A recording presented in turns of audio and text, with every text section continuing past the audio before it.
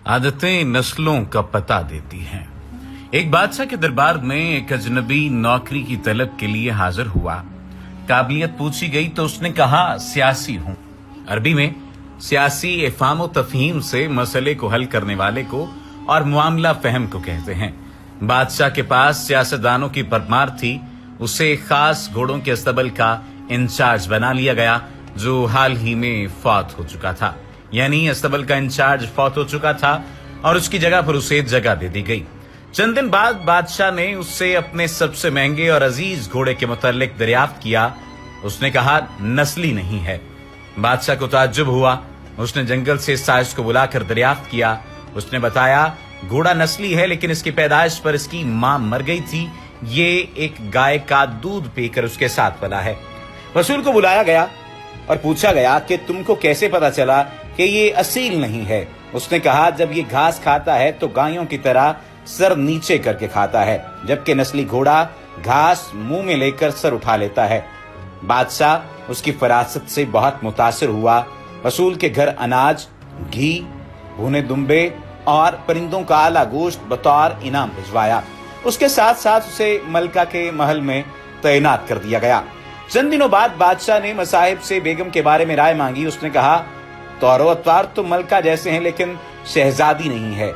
बादशाह के पैरों तले से जमीन निकल गई। हवास बहाल हो गए और सास को बुलावा भेजा।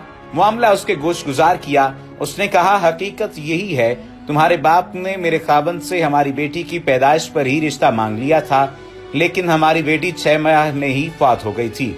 चुनाचे हमने तुम्हारी बादशाहत से करीबी ताल्लुकात कायम करने के लिए किसी की बच्ची को अपनी बेटी बना लिया। बादशाह ने मसाहिब से दरियाफ्त किया तुमको कैसे इल्म हुआ। उसने कहा कि इसका खादमों के साथ सुलूक जाहिलों से बदतर है।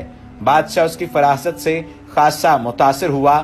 बहुत सा अनाज, भेड़ बकरियां बतौर इनाम दे दी। साथ ही उसे अपने दरबार में मुतय्यन कर दिया। कुछ वक्त गुजरा। मसाहिब को बुलाया और अपने बारे दरियाफ्त किया। मसाहिब ने कहा जान की अमान बादशाह ने वादा किया। उसने कहा न तो तुम बादशाह ज़ादे हो न तुम्हारा चलन बादशाहों वाला है। बादशाह को गुस्सा आया मगर जान की अमान दे चुका था। सीधा वालिदा के महल पहुंचा। वालिदा ने कहा यह सच है, तुम एक चरवाहे के बेटे हो। हमारी औलाद नहीं थी तो तुम्हें लेकर पाला। बादशाह ने मसाहिब को बुलाया। पूछा बता तुझे कैसे इल्म हुआ। उसने कहा बादशाह जब किसी को इनाम और इकराम दिया करते हैं तो हीरे मोती जवाहिरात की शक्ल में देते हैं, लेकिन आप भेड़ बकरियां खाने पीने की चीजें इनायत करते हैं। ये उसलूब बादशाहजादे का नहीं किसी चरवाहे के बेटे का ही हो सकता है। आदतें नस्लों का पता देती हैं। आदात, इखलाक और तर्ज अमल खून और नस्ल दोनों की पहचान करवा देते हैं।